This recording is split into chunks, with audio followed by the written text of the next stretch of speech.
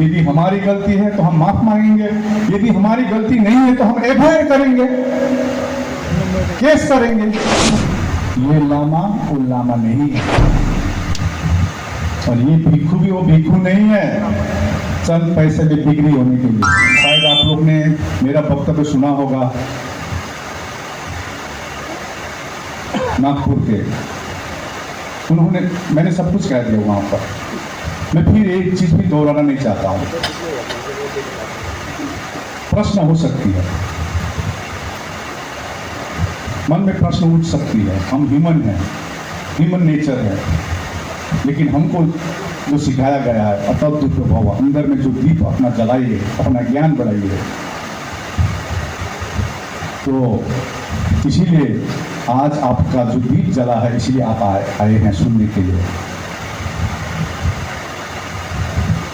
प्रश्न न करें, क्या करना है ये सजेशन दीजिए, क्या करना होगा आगे, परंतु सिर्फ अभी केंद्रित दिमाग में रखना है बीटी एक्ट 1949 को रद्द करना है।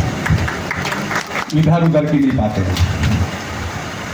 सिर्फ बीटी एक्ट 1949। जब ऑल इंडिया बुद्धिस्ट फोरम हम लोग ने बनाए थे, एक मुद्दा था बंगाल में, सभी अपनी अपनी तरीके से लड़ रहे थे। 70 साल में जो काम नहीं हुआ, हम लोग ने कोशिश किया सभी संगठनों को जोड़ने के लिए, और एक कमेटी बनाई ऑल इंडिया बुद्धिस्ट फोरम, और हम लोग 2 साल के अंतराल में सक्सेस हुए।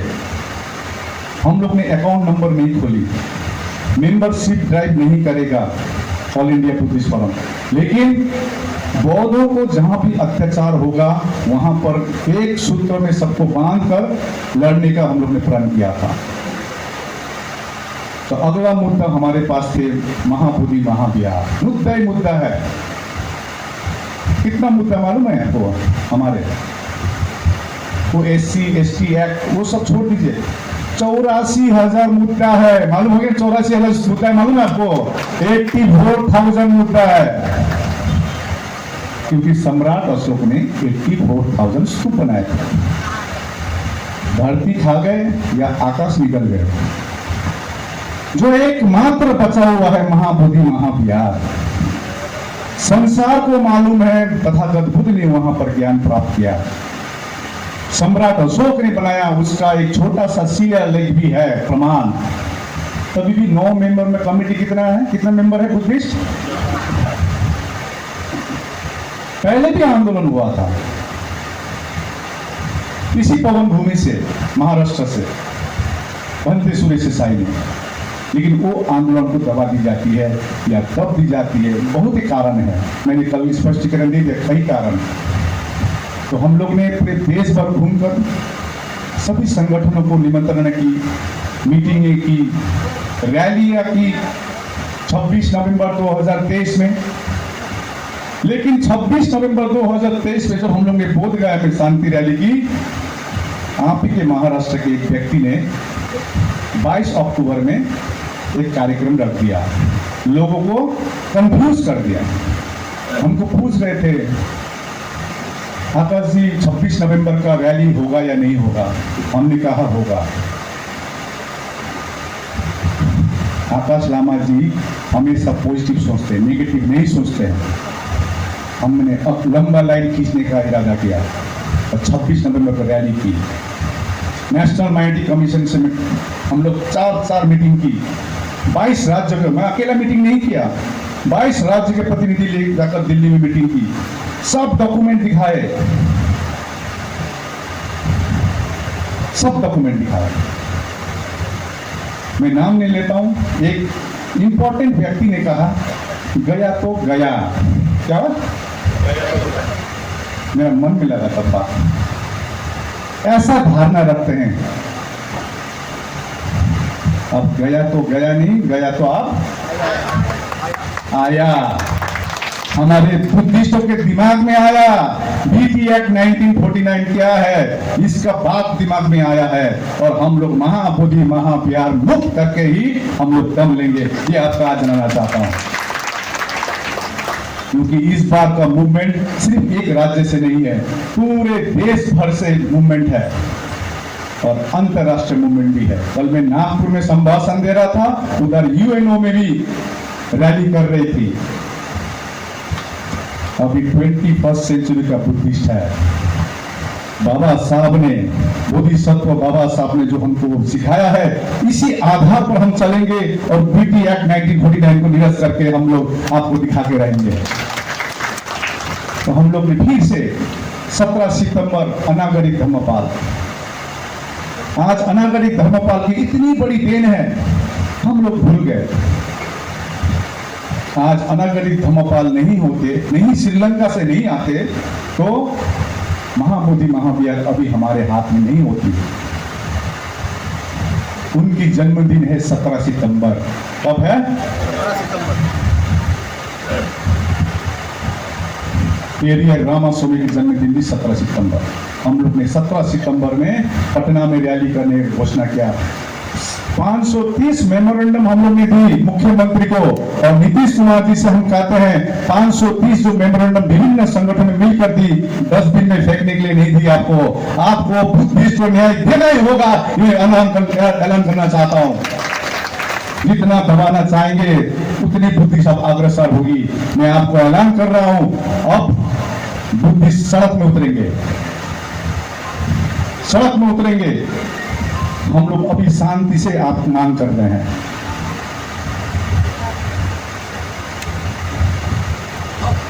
तो 40,000 सिग्नेचर हम लोग ने दी, कभी भी नहीं सुन रहे हैं सरकार। तो हम लोग ने सोचे पहले बिहार के लोग को जगाना है। तो हम लोग ने 10 जनवरी को पूरे बिहार में एक धम्म यात्रा निकाली। उस धम्म यात्रा में एडवोकेट संजय गायकवाड़ भी आए थे, उनके परिवार के साथ। खड़ा हुए आए थे ना? पेट्रोल आपने भर दिया था ना? ये भी बताना पड़ेगा। देखिए यूथ, उनकी वाइफ वहां पर है, देखिए वहां पर आए थे। धन्यवाद। बैठिए। मैं क्यों नाम पुकार रहा हूं? क्योंकि ये लड़ाई जीतने के लिए ऐसा योद्धा चाहिए। फेसबुक या यूट्यूब का योद्धा नहीं चाहिए हमको, जो फेसबुक पर और यूट्यूब में विभिन्न प्रकार के अपना फोटो लगाकर आंदोलन करना चाहते हैं। हमको ऐसा योद्धा चाहिए और लड़ाई जीत कर ही रहेंगे। जैसे एडवोकेट, ये क्या नाम है आपका? सचिन तेंदुलकर। मैं थोड़ा मजाक करता। देखिए बिहार में ना कि 3 साल से हूँ, माइंड मत कीजिए, मैं देखता हूँ बुद्ध की भूमि है बिहार। आप जहाँ खोदेंगे वहीं बुद्ध मिलता है बिहार में। नालंदा यूनिवर्सिटी, विक्रमशिला, जहाँ भी हो। तो मैं हमारे बिहारी दोस्त थे, उनसे बात कर रहा था, हंसते नहीं है वहां पर कोई, गंभीर रहते हैं। तो मैंने कहा खुशी रहो ना। आप तो बोलते हैं प्रणाम चाचा, और उधर से बोलता खुश रहो, खुशी नहीं रहता है। प्रणाम चाचा बोले भाई, बुद्ध धर्म में हमें खुश रहने सिखाता है। सबसे पहली बात, जैसा भी परिस्थिति हो। मैं जिस जगह से आता हूं वहां पर 10 डिग्री 15 डिग्री है, लेकिन हम लोग ने फेस किया है 45 डिग्री। तूफान को फेस किया है।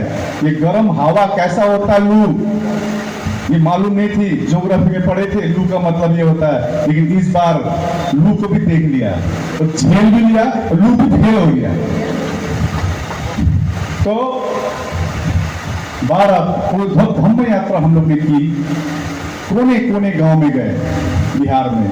और अभी आपको मैं बताता हूं, बिहार के लोग जाग चुके हैं और बिहार जल्द से जल्द बुद्धमय होगा और पूरे भारत बुद्धमय होगा। मैं आपको आज ऐलान करना चाहता हूं। फिर 12 फरवरी से हम लोग ने कोई उपाय नहीं थी, तो हम लोग अनशन में बैठे।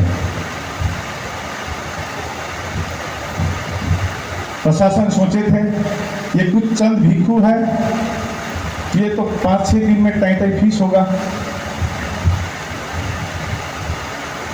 हम लोग तो दृढ़ संकल्पित करके आए थे, या तो बीटी एक्ट निरस्त होगा या अपना डेड बॉडी घर में जाएगा। आज भी यही सोच है सभी बच्चों भिक्खू का, सिर्फ आकाश लामा का नहीं। और मैं आपको कह रहा हूं 12 फरवरी में जो थे भिक्खू आज भी डटे हुए हैं। बीच में जो फेसबुक जो महत्वाकांक्षी आए थे वो निकल गए, दिल्ली में मीटिंग करना चाह रहे हैं। हम लोग ने डिसाइड की है यदि आंदोलन करना है तो बोध गया में ही करना है। आज 111 दिन हो गया, 200 दिन हो, 300 दिन हो, हम लोग बीटी एक्ट निरस्त करके ही हम लोग उठेंगे वहां से। हम आपको बनना चाहते हैं, आंदोलन करना है तो बोध गया में करना होगा। ये हम लोग सभी भिक्खु संघ ने डिसीजन ली है। मैं ज्यादा नहीं बोलूंगा,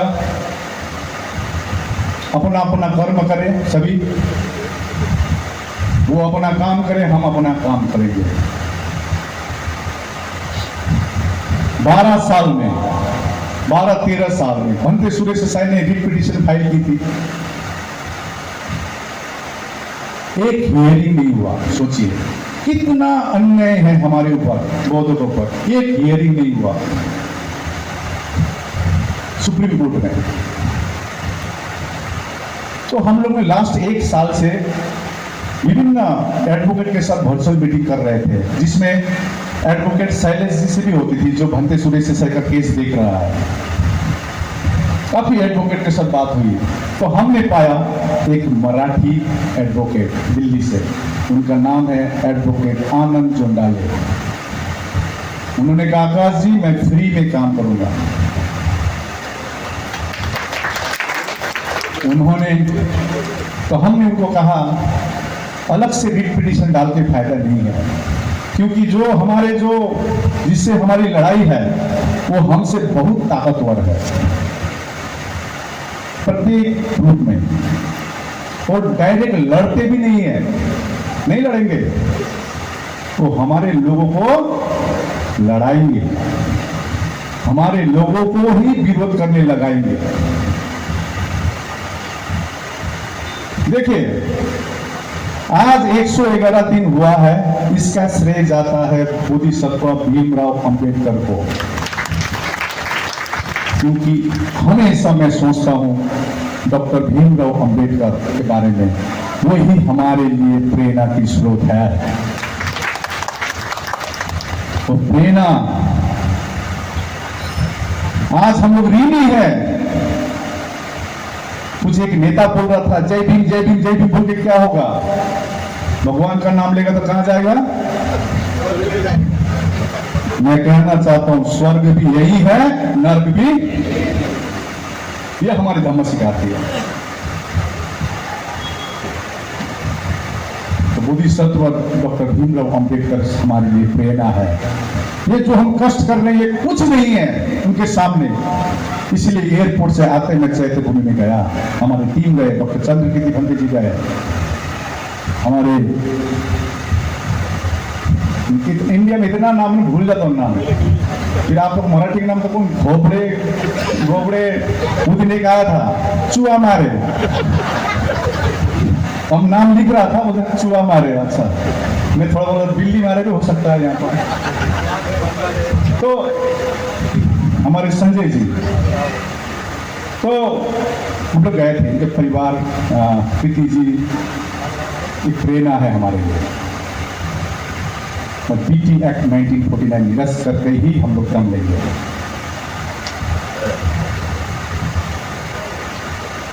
देखिए हम लोग बहुत दुखी है। हमारे एक भिक्खु सामने भिक्खु, उनके गुरु यही है डॉक्टर चंद्रकीर्ति, बहुत समझाया उन्होंने, अभी अपनी बात रखेंगे, बहुत समझाया, वहां धरने में बैठो धरने में बैठो। उनका काम था एक टीवी चैनल लेकर घूमना, फोटो लगाना, स्कैनर लगाना, बहुत समझाए, मेरे सामने समझाए। हम भी कहते फ्रंट में बैठे, पीछे नहीं, फ्रंट में बैठे, आप ही लीड कीजिए, क्योंकि हमारी मनसा क्या है, बीटी एक्ट 1949 को निरस्त करना। दुख लगता है। उस रात की घटना आपको कल बता दिया मैंने। 9 तारीख का दिन में प्रशासन से इतनी दबाव थी कि धरना उठाओ, पेंडल तोड़ो। विजय जी थे वहां पर, और वहाँ पर इंडिया पाकिस्तान की जो लड़ाई की जो माहौल बनी थी वो एक बहाना था। IPL बंद हो गया है, फ्लाइट कैंसिल हुआ, ट्रेन कैंसिल हुआ, आप लोग बंद कीजिए। हमने कहा हम लोग बंद नहीं करेंगे, छोटा करेंगे। हमने उनको बोला देखिए बाबा साहब ने सिखाया हमको नेशन फर्स्ट। बाबा साहब ने कहा है मैं फर्स्ट भारतीय हूं और अंतिम में भारतीय हूं, यह सिखाया है। इसलिए हम देश को देखेंगे, देश के साथ खड़े रहेंगे। लेकिन हमको छोटी स्तर में हम लोग धरना कंटिन्यू करेंगे। जब स्थिरता होगी तो फिर से हम लोग धरने फिर करेंगे। लेकिन उसको तरोड़ मरोड़ कर आकाश लामा क्या हो गया, भेज दिया, भाग दिया। सोचते हैं सोशल मीडिया में सब कुछ होता है। हमने सुना था बुद्धिस्ट आर वाइज पीपल, क्या सुना था? और ये मुंबई ने प्रमाण करके दिखा दिया है।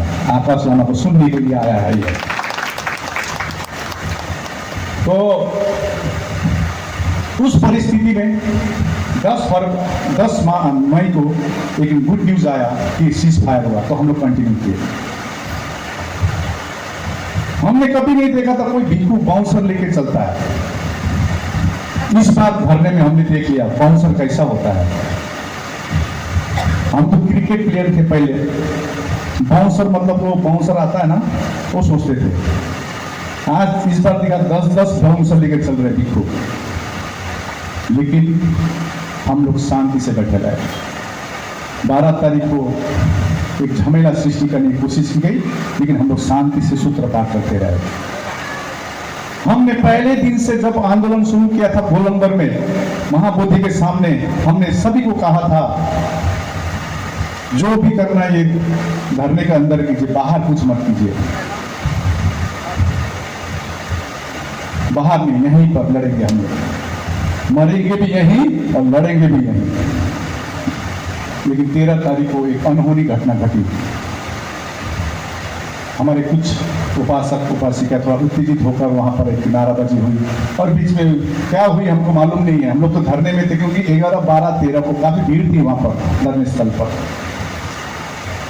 13 रात को अचानक पुलिस आया, पूरी धरने स्थल को घेराबंदी किया। 9:30 बज रहा था, 9 से 9:30 बज रहा था।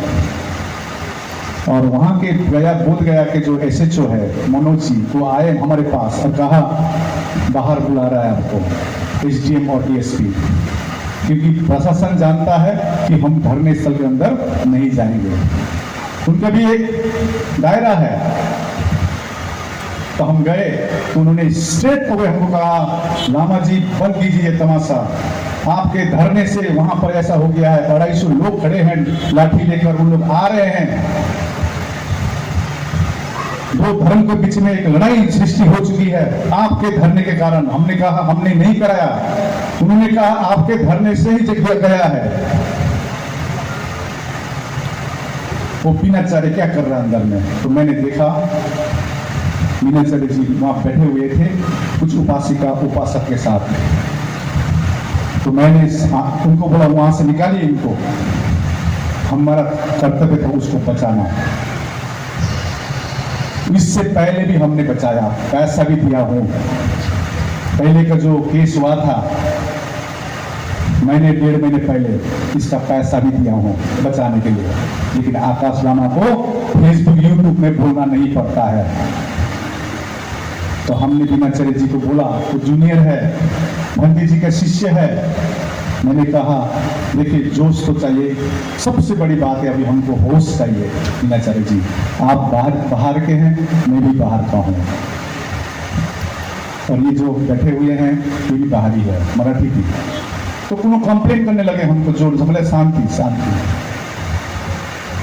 डुंगेश्वरी में ये हो गया, हमारे FIR नहीं ले रहा है। तो हमने कहा देखिए डुंगेश्वरी में क्या हुआ हमने देखा है। हमारे यहाँ जो बोध गया की कमेटी बनी है जिसमें कमलेश्वर जी, आदित्य प्रधान, KK बौद्ध, भीम आर्मी के वो अपना सौरभ जी, बाली पासवान, इस प्रकार से सुरेंद्र पासवान, ऐसा करके 25-30 लोगों की कमेटी बना है। क्योंकि लोकल लोग जो है वो तो पहचान लेंगे ना आपको, मतलब वहाँ पर लोग पहचान लेंगे वीडियो में, और वो हमको कल रिपोर्ट देने वाले थे क्या हुआ असल में, किसकी गलती है।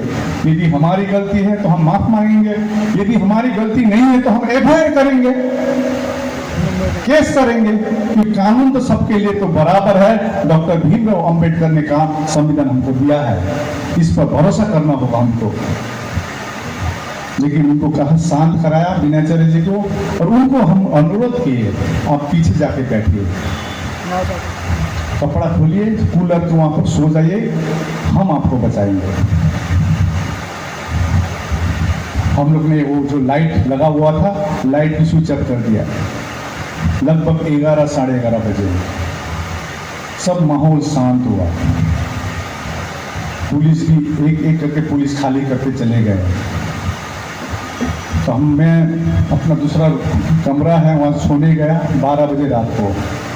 तो सुबह देखता हूँ 2 बजे रात को अरेस्ट किया गया है, लापता, अरेस्ट नहीं लापता। तो मेरा उनका एक चैनल लेके चलता है ढाका टीवी का, और उन गौतम जी, उनको मैंने फोन किया, मेरे पास रिकॉर्डिंग अभी भी है, मैं हवा में बात नहीं करता हूँ। उन्होंने कहा रात के 2 बजे होटल के मालिक ने पुलिस को बुलाया, पुलिस आए और पुलिस ने कहा कि आपको जान का खतरा है, तो उनको लेके गया सुरक्षित जगह में, लेकिन कहाँ ले गए मालूम नहीं। तो मैंने कहा तो कहाँ गए, पुलिस स्टेशन जाओ, 6 बार जा चुके हैं सर, अलग अलग लोग गए हैं। तो हमने कहा एसपी ऑफिस जाओ, तो मालूम चला उनको अरेस्ट किया गया, उनको अरेस्ट किया गया। इमीडिएटली हमारा जो एक बचा हुआ एडवोकेट है जो हमारे केस लड़ रहा है, क्योंकि मैं तो 3 महीने से एफआईआर है मेरे ऊपर, 3 महीने से। वो जो गोलंबर में जो धरना किए थे, इसका एफआईआर मेरे नाम पर, प्रज्ञाशील भंते के नाम पर और एडवोकेट के बौद्ध के नाम पर है।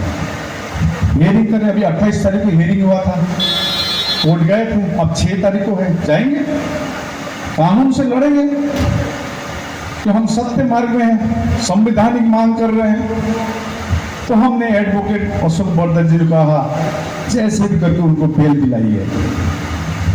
गए थे, मेरे पास वार्तालाप है, यदि सुनना चाहेंगे तो आपको मैं भेज सकता हूँ, मैंने कुछ चैनल को भेजा हूँ, क्या बात हुई है। अमन कामले का चैनल आवाज इंडिया को मैं भेज दिया हूँ, सुरेश पासवान को भेज दिया हूँ, नेशनल दस्तक के शंभू सिंह को भेज दिया हूँ, लेकिन उन्होंने अभी तक प्रचारण नहीं किया है। क्योंकि कानूनी प्रक्रिया है, हम लोग कानून तरह से लड़े। अभी लामा क्या कर रहा है, लामा क्यों चुप है? ये लामा वो लामा नहीं है, और ये भिक्षु भी वो भिक्षु नहीं है, चंद पैसे में बिक्री होने के लिए।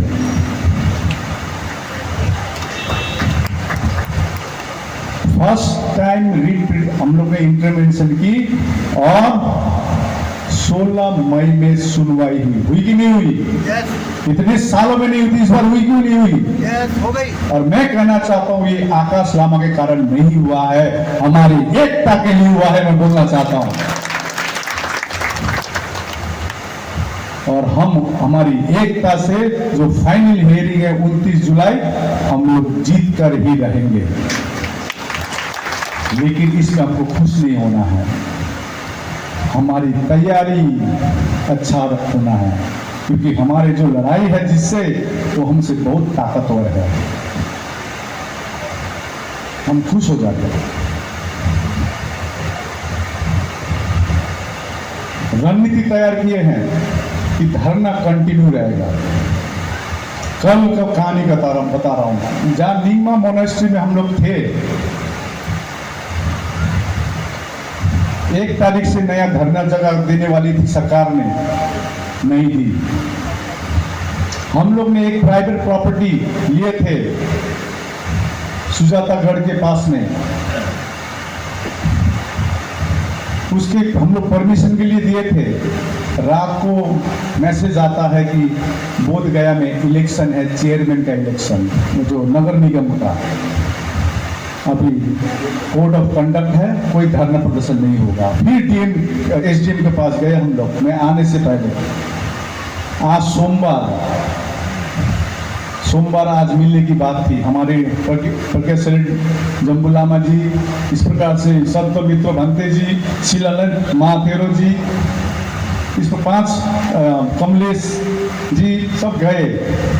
आज शाम को खबर मिला है कि डीएम का ट्रांसफर हो गया है। क्या हो गया है? आप डीएम जहां जाए हम तो बैठ के ही रहेंगे। आज 111 दिन हुआ, कल 112 दिन होगा। अगला रणनीति ये है, हम लोग धरने कंटिन्यू करेंगे, जहां भी बैठ के करेंगे और जैसे भी करेंगे। अभी फिर एक नया जगह हम लोग ने चिन्हित किया है, जो नगर निगम के इलेक्शन थी, जस्ट पास में नदी के पार में, वहां पंचायत एरिया है। एक अशोक पासवान बोल के है, सर जी हमारा जमीन लीजिए, पानी भी चलाइए, टॉयलेट चलाइए, यहाँ खाना पकाइए।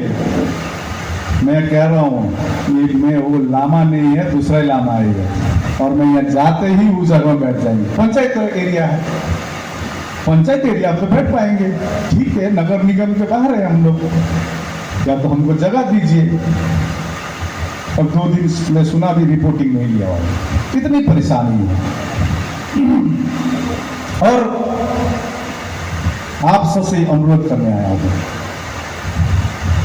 आज मैं राजगृह डॉक्टर भीमराव अंबेडकर, बोधिसत्व डॉक्टर भीमराव अंबेडकर के परिवार के वहां गया था। इन्विटेशन था प्रकाश अंबेडकर जी ने, भीमराव यशवंत अंबेडकर जी ने, और उनके बेटे आए हैं क्या, सजीत जी है, ठीक है। काफी हमारी बातचीत हुई है, वहां बैठ के काफी प्लानिंग हुई है। और आप सबसे अनुरोध करने आया हूं, अब आंदोलन सिर्फ एक दिन करने से नहीं होगा। जिस प्रकार से 4 अप्रैल में नागपुर में 1 लाखों की भीड़ हुई थी, पुणे में भी हुई थी, पुणे में हुई थी नरजन दीदी, पुणे में हुई, मुंबई में भी हुई। अब हम लोग धरना बैठेंगे पूरे देश भर। और मुंबई आज एक टीम रेडी कीजिए, कब से धरना करना कीजिए, मैं आऊंगा, शुरू करूंगा। प्रत्येक देश के कोने कोने में अब हम लोग धरने बैठेंगे। ये संकल्पित आप लोग करने आइए, इसीलिए मैं आया हूं। धरने बैठने के हमको तो अभी तो कैसा, मतलब अभी तो 50 डिग्री होगा, भी 100 डिग्री हो, तो आप लोग भी कंटिन्यूटी दीजिए।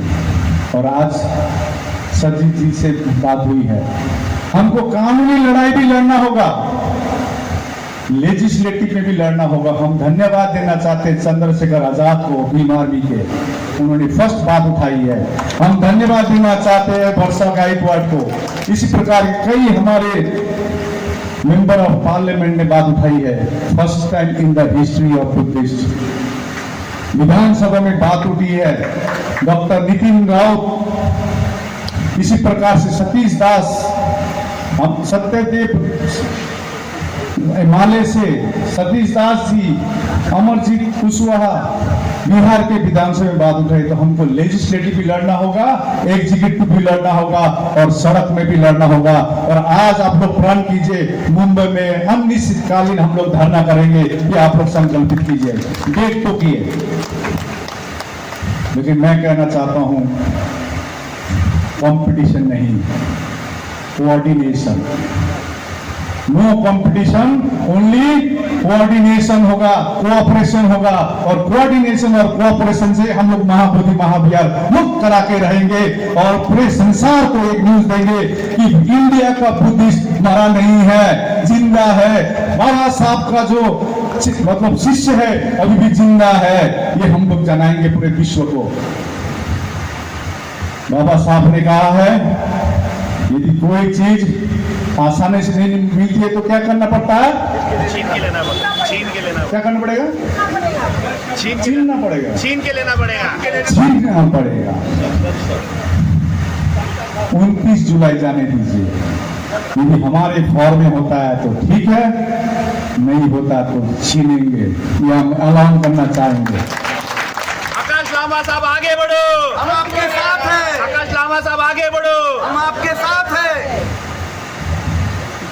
आगे नहीं बढ़ना, हमको साथ में बढ़ना है, साथ में बढ़ना है। बहुत नेता पैदा कर लिया आप लोग ने, अब नेता नहीं योद्धा चाहिए। मैं ये ऐलान करना चाहता हूं, साथ में लड़ेंगे और साथ में जीतेंगे। तो मैं ज्यादा ना बोलते हुए आप लोग से यही अनुरोध करने आया हूं, संगठित रहिए, क्योंकि आने वाले जनरेशन हमको कोसेंगे। अभी नहीं तो कभी नहीं हम बोलते हैं, लेकिन कुछ लोगों के लिए अभी नहीं तो कभी नहीं। कुछ लोगों के लिए इतने साल कहां थे, और अभी 90% काम हो गया, अभी हीरोगिरी दिखा रहे हो। 12 फरवरी से पहले कहां थे? आइए साथ में बैठिए, साथ में लड़ते हैं तो साथ में जीतेंगे हम लोग। लामा को यहां से हटाना होगा, ये लामा हटेगा नहीं और जीत के ही रहेगा। और मैं हिसाब पाई हिसाब दूंगा भी, लूंगा भी, अभी नहीं, बीटी एक्ट 1949 निरस्त करने के बाद। तो हम लोग अभी बैठना है। आज भीमराव यशवंत अम्बेडकर जी हुआ, जैसे अब रवि गौड़, आइए बैठ के हम लोग फिर एक मीटिंग करते हैं। और आप लोग से और भी अनुरोध करना चाह रहे हैं, सुप्रीम कोर्ट में अभी 22 जुलाई तक एक डेट मिला है रिट पिटीशन फाइल करने के लिए कोई भी। तो मैं आज बुद्धि सोसाइटी ऑफ इंडिया को बोला हूँ, समता सैनिक दल को बोला हूँ, अपने संगठन की तरफ से आप लोग रिट पिटीशन फाइल करने से क्या होता है कि हम भी चाहते थे कि अलग से रिट पिटीशन फाइल करें, लेकिन सुप्रीम कोर्ट में जो बैठा है वो फिर से 10 साल और पोस्टपोन कर देगा। और बिहार सरकार को आसानी होगा कि द मैटर इज सब्सिडाइज, विचाराधीन है, इसीलिए इंटरवेंशन डाले, इसलिए सुनवाई भी जल्दी हो गया और फाइनल सुनवाई भी हो गई। आप लोग भी अपने अपने संस्थाओं से इंटरवेंशन कीजिए, जितनी ज्यादा करेंगे उतनी ताकत बढ़ेगी, लेकिन कोऑपरेशन से, कोऑर्डिनेशन से। जैसे हमारे एडवोकेट हैं, उनसे भी बुद्धि लिए, इधर अपना शैलेश जी हैं, इनसे भी दिमाग लिए, सबको मिलाकर एक हम तैयार करके प्रोड्यूस करेंगे 29 तारीख, और हम लोग जीत के रहेंगे, ये आपको बताना चाहता हूँ। चैलेंजेस आगे बहुत है, बहुत चैलेंजेस है। तो मैं ज्यादा ना बोलते हुए, किसी को कुछ प्रश्न हो सकता है मन में, मैं बारंबार बोलता, प्रश्न ना करे, सजेशन दीजिए। बहुत बहुत साधुवाद, धन्यवाद सभी को। भवतु सर्वमंगलम। धन्यवाद।